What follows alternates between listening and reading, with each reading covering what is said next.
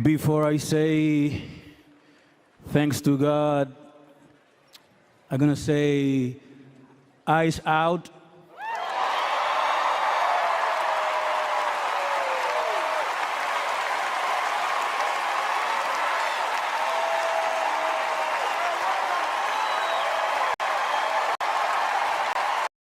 But that no one is illegal on stolen land.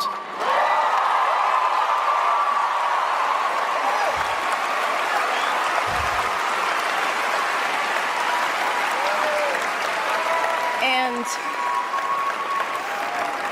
yeah, it's just really hard to know what to say and what to do right now. And I feel really hopeful in this room, and I feel like we just need to keep fighting and speaking up and protesting, and our voices really do matter, and the people matter, and fuck ICE is all I want to say. Sorry. Thank you. Jesus Christ, I never really imagined that I would be up here, let alone nominated, so thank you so much. I just want to say that an artist is really nothing without their team. Emily, my best friend, my manager, we've been doing this for 10 years. So this is for you too, and my family, and I guess I want to say I'm up here as a granddaughter of an immigrant. I wouldn't be here.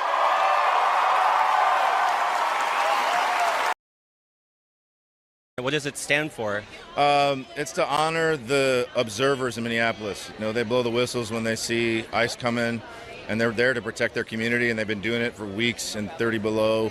And I think that kind of work, it's really great to stop here and to celebrate music and to talk about the power of music and to recognize each other. But I think the real work is in the streets of Minneapolis right now, and I'm here to honor them as well.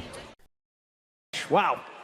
That is a Grammy that every artist wants, almost as much as Trump wants Greenland, which makes sense. I mean, because Epstein's island is gone, he needs a new one to hang out with Bill Clinton, so... Welcome to the Grammy Awards. They exist to honor musical excellence. They were created to recognize the artists, songwriters, producers, and performers whose work shaped the year. At their best, the Grammys celebrate craft and contribution, letting the music speak louder than anything else. That purpose isn't vague. It's explicit. And it matters. Because when an institution respects its purpose, it respects the people it claims to honor. What we've seen in recent years isn't an isolated comment or a single awkward moment. Ask yourself this important question. Were these words driven by personal conviction or by persuasion? When language becomes repetitive, when phrasing is recycled, it raises a fair question about where the message is really coming from. Across the broadcast, the focus repeatedly drifted away from recognizing musical achievement and toward broader cultural and political messaging. Introduced by hosts, echoed in speeches, reinforced through framing and presentation. A handful of nominees chose to stay focused on the work. But that restraint was the exception, not the rule. And repetition changes meaning. This isn't about interpretation, it's about sequence. Moments designed to honor achievement are interrupted or redirected. Awards are presented, then immediately overshadowed. Performances are remembered less for artistry and more for what was said around them. No edits required, no narration needed.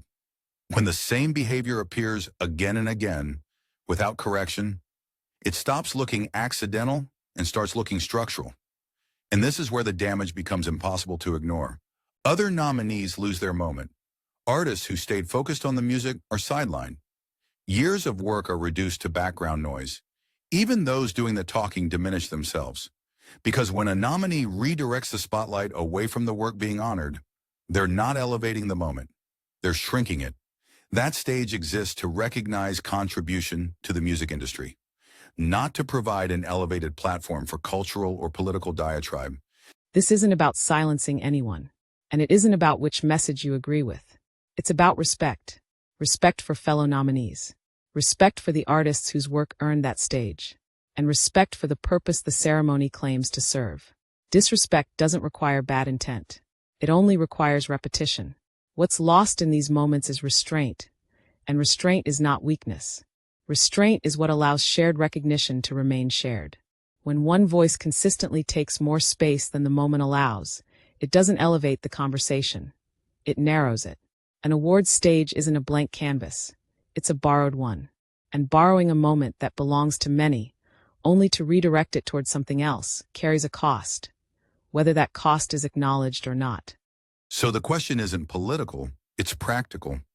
If the goal was to honor excellence, why allow anything to consistently overshadow it? Cultural and political conversations exist everywhere, but they don't belong on the Grammy stage. Moments meant to recognize achievement happen once. When those moments are diluted, they're gone. This doesn't just diminish the ceremony, it diminishes the people standing on that stage. And when that happens repeatedly, the message becomes clear. The moment mattered less than the platform it provided. We've given you the facts. You make the choices.